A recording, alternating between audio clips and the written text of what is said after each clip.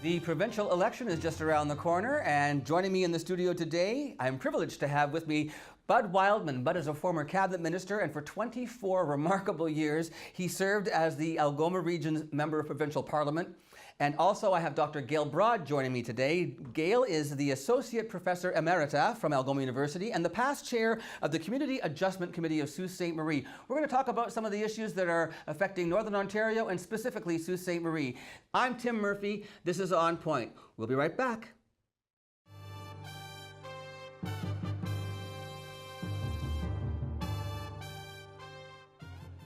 Welcome back to On Point. As promised, joining me in the studio right now, I have Dr. Gail Broad from, let's say if I get this right, Associate Professor Emerita. That's correct. That means she's an associate professor, and she's not really, she's a very important person. You're not currently teaching. That's correct. But you are still involved with Algoma University as an Associate Professor Emerita. And also, joining us also is Mr. Bud Wildman. Now, oh boy, here we go. Bud, okay, you are a former cabinet minister. You were in provincial politics from 1975 to 1999, is this correct? That's right. Okay, and as a cabinet minister, you held several, do you call them folios? Portfolios. Portfolios. Natural resources, native affairs, and environment and energy. Those were your portfolios? That's right. And you have also been the chair of the Algoma University Board of Governors. Are you currently the chair? No. In the past you were. Chair of the Group Health Center Board? Yes. And tell me about the advisory position that you hold for is it the Xinhua, you say it better than I do, Bud. Well, Xinhua Kinamage is the Indigenous college that is building the new center for classrooms and a library and archive on Queen Street, adjacent to the Algoma U campus, and is in partnership with Algoma U to provide a Nishnabewin, which is a Ojibwe language degree, the only one in Canada. And, we're going to have the only... And a Anishinaabe Studies degree, which has just been approved at Algoma U. So it's a very exciting and opportune time to be involved with Xinhua Kinamage, which in English means Xinhua Teaching Lodge or Xinhua Wigwam, Teaching Wigwam. That's for sure, very exciting. And also I understand from Ozma Vesna, who's now the president of the university, that there's going to be a lot of work going on Xinhua Hall itself. That whole front hallway is going to be changed around, and it's going to be more reflective of the for heaven's sakes, the archives, the archives and the history and the residential school history and reconciliation, all of that stuff. Great. Now, and Gail, at Algoma U, you were the professor of community economic and social development. That's correct, and the Okay. director of Nordic Institute. Now, Nordic Institute is still going on. Are you still involved with Nordic in any way? Yes, I'm a research associate with Nordic, Great. so I work on certain projects that are going on, but I don't have the day-to-day responsibility anymore. All right. Well, thank you so much for joining us here at ONNtv and On Point. We're talking today about the upcoming election. We're only about just over a week away, I guess, aren't we? And you certainly have enough knowledge in both of your history to do some reflection on what the platforms are now, what the possibilities would be for those actually happening, rolling out, and what's missing. So I'd like to start actually with, let's start with the Ring of Fire, because that's something that everybody is interested in, because it brings together so many elements of politics. It brings together the environment. It brings together Indigenous affairs. If that's for me, I'm very busy right now. Somebody's phone just went off. And it also brings together employment opportunities, right? So where do you think, as far as pros, cons, who should support this, should it be supported, the positive effects? Do you want to start, Bud, with the Ring of Fire? Or? Well, the Ring of Fire has the potential to provide employment and economic development for Northern Ontario, and there are a number of communities vying for the smelter, of course, and Sault Ste. Marie is one of them, and it has a potential of significant employment. Obviously, we have to ensure that it's done in an environmentally friendly way that protects the environment and human health. But it's also important that there be proper consultations with First Nations in the region of the Ring of Fire so that we ensure that their concerns are dealt with properly. It's going to mean a significant change for those communities because there will be transportation into the region that wasn't there in the past. They're mostly fly-in communities now. And to ensure that there are proper employment opportunities for the people living in the region as well as other parts of Northern Ontario. And Gail, in your opinion, is this being addressed by the political parties? Well, the political parties are all saying that they're in favor of it. However, I think there's some fairly significant distinctions in terms of the issues that Bud has raised. Environmentally, there's a lot of issues that really need to be explored, and I think the party which would actually investigate those issues is the party that is the one that I think most Ontarians want to support, because forging ahead too quickly on this development without really ensuring, first of all, that Indigenous people are appropriately consulted in the matter, that their concerns, very valid social concerns, this kind of a development will mean a major change in the entire social, economic, and physical environment of that region. And without looking at those things, carefully ensuring that there's good benefit agreements in place if the development is to proceed, ensuring that all of the environmental issues are addressed. This is, it's in the heartland of Northern Ontario's forest, water, resources, which really is, many consider it to be the what do they call it, the basin that processes a lot of our current pollution that's in the air.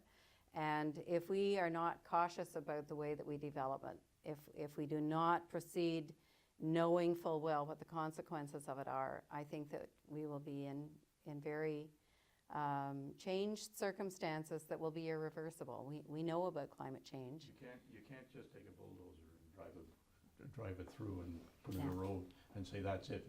We've done everything. Now we can start mining. No, there's a huge infrastructure that would have to be considered, and as you say, the consultation. So we have to take a quick break. We do 60 seconds, and we'll be right back on point with Tim Murphy. Stay tuned for more with Dr. Gail Broad and Bud Wildman. Our Dr. Gail Broad, who is the Associate Professor Emerita from Algoma University. She was a Professor of Community Economic and Social Development. And Bud Wildman, who was a Cabinet Minister and a Member of Provincial Parliament from 1975 to 1999 for Algoma. Gail, you had an involvement last year. You were the chair committee last year for the Adjustment Committee of Sault Ste. Marie, and part of that, what that committee did was they developed the City Forward Plan, talking about moving forward and development of the economy while taking care of the environment and looking also at employment opportunities and transportation, tourism, all of those things. Let's talk a little bit about rail. What do you think we need to do as far as maintaining, upgrading, or enhancing what we have as far as rail travel in Northern Ontario? Well, one of the local organizations, the Coalition for Algoma Passenger Trains, has done a great deal of analysis about rail and rail travel and where we can go. And it's becoming very clear that we have an opportunity in Northern Ontario because the rail beds have been maintained around northeastern Ontario in particular. We have an opportunity to move forward by actually going back to an old mode of transportation that has been very, very much changed over the last 20 years or so. Bombardier, which is a Canadian company, is selling its technology around the world, and what its technology is doing is creating rail that moves much faster. This isn't the ultimate fast train that you might hear about in parts of Europe. But it could move us from Sault Ste. Marie to Toronto within 4 hours. Within 4 hours? Within 4 hours. A train? A train, by simply upgrading the rail beds that we already have. Now, this is not highly expensive. In fact, it's very cost efficient compared to building 4-lane highways, for example. 4-lane highways that even 4-lane highways in our winters are not guaranteed safe. No, they're not guaranteed safe, and they're not guaranteed to be open. We've had more highway closures in the last 5 years than we had in the previous about 25. And even more serious than So- highway closures are highway deaths. I mean, that Absolutely. out of control. So Absolutely. the train is obviously. And the train also serves a whole series of other areas for development that we want developed. So, for example, right now we have a workforce that is declining as people age and age out of the workforce. We need young people staying in the Soo, but also coming back to the Soo. We need newcomers coming here. They're accustomed to the rail travel that they have access to in Southern Ontario.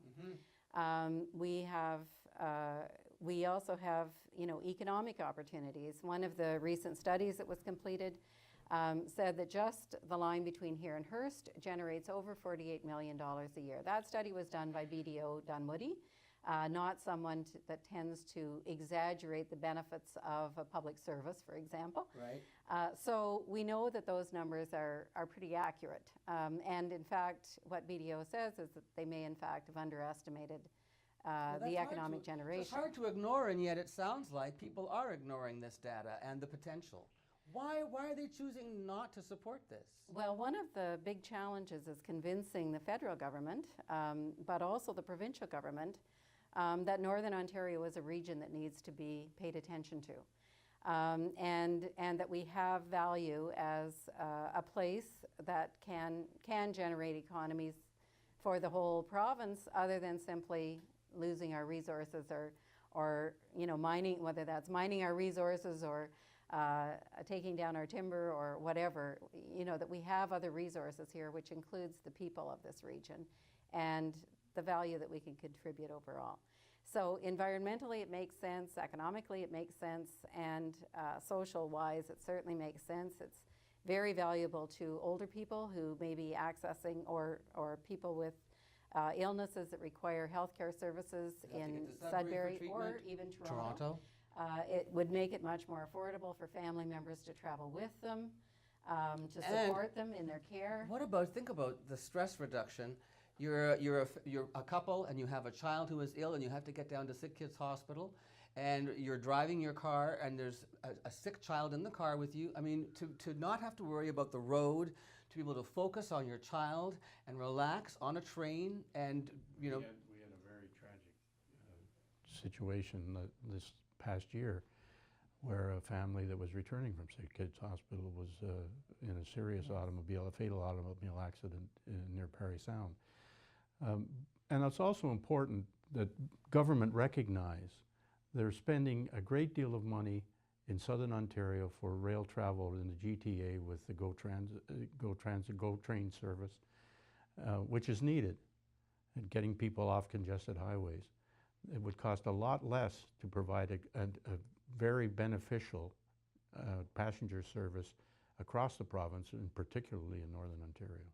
So we need a provincial parliamentary member who is going to move this forward, who's advocating for rail service. Definitely, and who can work with federal partners in order to achieve it. And I think that that's one of the things that we really need to look at in the candidates that are running for provincial election and their party platforms, and see what they're saying about that. Great. We're going to take a quick break, another 60-second break. But when we come back, we were talking about trains and the environment. I wanted to go into a little bit more about the environment. I want to talk about carbon tax versus cap and trade. And we'll cover that and more coming up on Point. Stay tuned.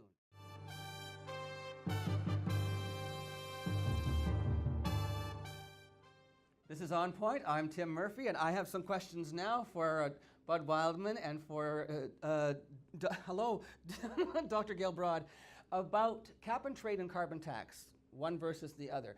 I admit that I don't know that much about it. I know that the idea of cap and trade is that after you get to a certain amount of emissions that you have to pay extra money. Is that correct? Or do you're not allowed to go beyond those emissions? Well, with a cap and trade program, each individual industry sector and each individual company is set with a certain cap of emissions that they're allowed. Okay. And if they exceed that cap, then they have to purchase, in order to keep operating, they have to purchase credits from other companies that are below their cap. Oh, so if somebody hasn't used up their quota of emissions, they can sell off their Yes, that's right. leftover to another company. That's correct. And this is what you were talking about in the debate the other night. Mr. Ford was talking about money going to California, and I didn't quite grasp that. Now you have... Because Ontario has joined Quebec and California in a cap and trade system, and they were, particularly California, was involved in the cap and trade program much earlier. Mhm. There are many companies there that have gotten below their caps in Because their operations. they're doing better than we are Yes, at yes. lowering their emissions That's in correct. California. Oh, okay. And as a result, they have credits to sell. Mhm. And so companies in this province that are not meeting their caps are purchasing credits from elsewhere, particularly from California. All And right. that's what he meant about money going to California. Uh-huh. But we have an obligation under the Paris Accords in Canada, This is which what we you were signed, talking about earlier, about to- when we were off camera. to the Paris lower Accord. to lower our emissions of CO2 and other greenhouse gas emissions, to ensure that we do not have an even greater crisis of if we see the average temperature of the globe rising between now and 2050. So we have an obligation. One method is cap and trade, which was used extensively in Europe. Another is just to have a carbon tax, like a couple of provinces in Canada have already done, British Columbia and Alberta. The advantage of a carbon tax is that it's easier, it's more simple. You still have caps on industry, on what they can emit, but you're taxing the emissions that a particular product is causing. And then you can use that money in your own jurisdiction to invest in systems to lower the emissions even further. So the cap stays in, but it's you don't trade off on that. It's just the cap is there and a carbon tax. That's right. So you basically have an incentive for corporations to reduce their emissions and continuing incentives. And then you also have the funds that come from that tax are funding, projects and activities that can actually further reduce the emissions or the impact of those emissions on climate change. So it's a way of actually funneling money for those companies that are not behaving well, that are emitting more than they should be, funneling that money into programs that actually reduce the impact of those. So whether that's, providing better health care for people, or whether it's ameliorating the impact of air pollution in one way or another, investing in new technology that will assist with that, those kinds of programs. You can do all sorts of things, like in California, for instance, they are now requiring all new houses to have solar panels. Yes. They're also for low-income people, or people who are purchasing lower-cost houses. They're providing solar panels free. Wow. To those people. The idea is that they will end up generating more and more power and taking less from the grid, and even selling power back into the grid, and lowering our emissions from the production of electrical power. And these are all realistic solutions, and there are models for these all over the place. It's just a matter of finding the party that's going to latch onto them and promote them and make them happen. Exactly. But and we have to do one or the other. And if it's a cap and trade system, fine. But you can't say you're in favor or you understand that climate change is caused by mankind, And then say, but we're not going to have a carbon tax, and we're not going to have a cap and trade system, It just means that we're going to have more violent weather, we're going to have more and more storms, we're going to have more droughts and high temperatures and forest fires, and we're going to have more and more damage from flooding. And we're not kidding around. This stuff is happening. We're seeing it happen. It's happening in our lifetime already. That's right. Oh, and we're experiencing it. I mean, that's, Well, again, it leads back to that, It's going to that be climate change. over that 30 is- with the humidex today. Yeah, and Yes. people often talk about climate change as something that is going to affect their children. It's already affecting is. us. Just look at the violent weather that we're experiencing throughout the world, and the odd weather. Everybody says, well, we're having weird weather. Well, we are. Yeah. Okay, listen, another break coming up. When we come back, I want to talk healthcare in general, but certainly about seniors' healthcare and the opioid crisis that we're facing a lot right here in Algoma, but everywhere. All right, so stay tuned. We'll be back on point. I'm Tim Murphy. This is On TV. We'll see you in 60 seconds.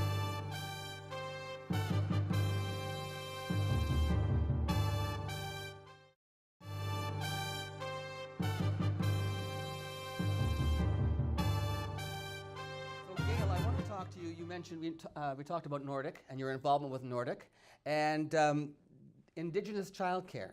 This is something that has just received funding. I believe it was about 2.2. Is it 2.2 million dollars? Yes. That they've received. The Indian Friendship Center will now be having some childcare. I think 2 different branches of childcare through them.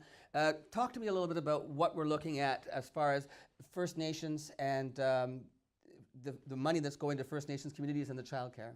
Well, I think there's been so much in the news in the last 2 or 3 years about the first, of course, the residential schools policy that federally, nationally, really tried to disrupt, to say the least, Indigenous culture across the country and turn children into little Europeans, really, Yes. at that particular time in our history.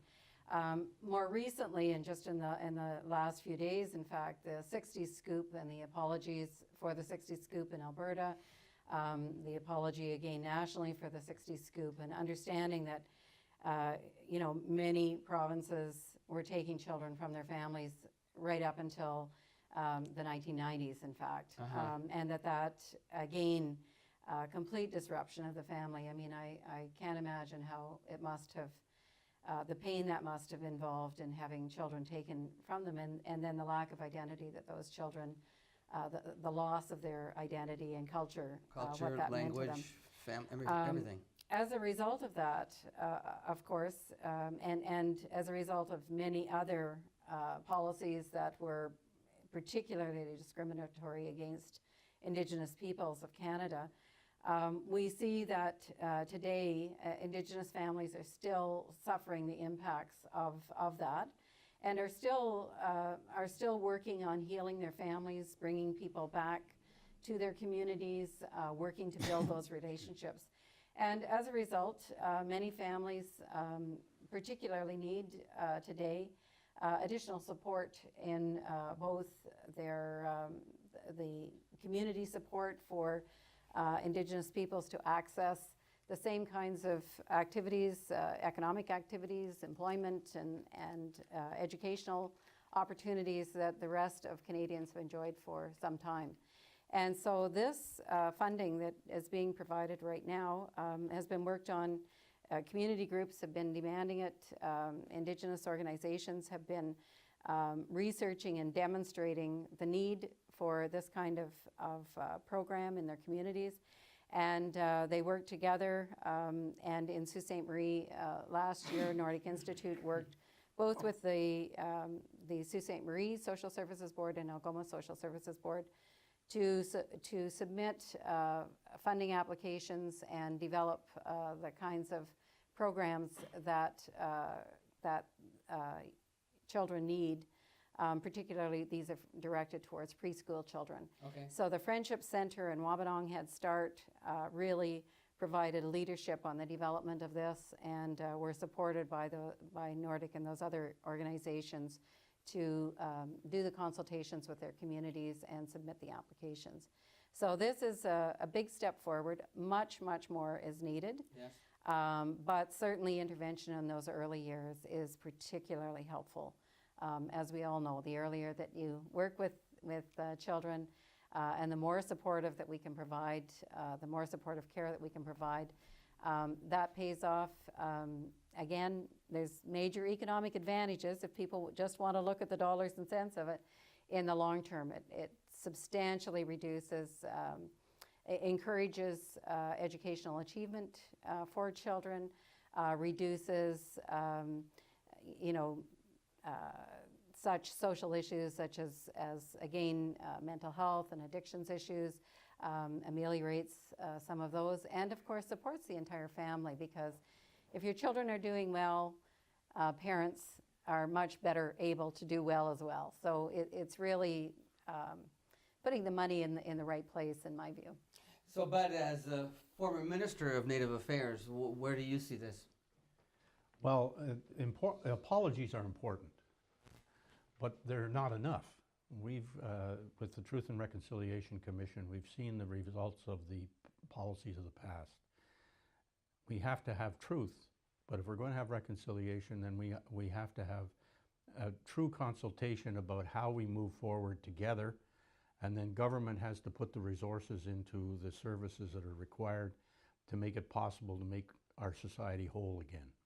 And we're making progress. There's a lot of interest in Canada, right across the country, in reconciliation and in ensuring that we have programs of education and social and healthcare programs that will resolve these issues. But we still have a lot to deal with. We have boil water orders on far northern communities that have been in existence, some of them for 20 years. Yes. And it's going to cost a great deal of money to rectify those problems.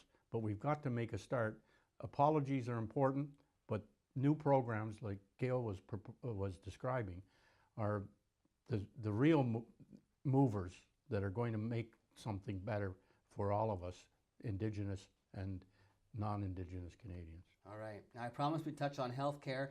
So what we're going to do is we're going to take a 1-minute break and come back, and we'll wrap up our interview by talking about health care, and then we'll say our farewells. All right? So stay tuned. We'll be right back to talk about health care and the upcoming provincial election with Dr. Gail Broad and Bud Wildman. Stay on point. I'm Tim Murphy.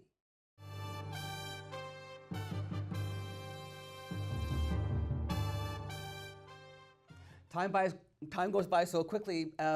We only have a few minutes left, but there's so much more to talk about.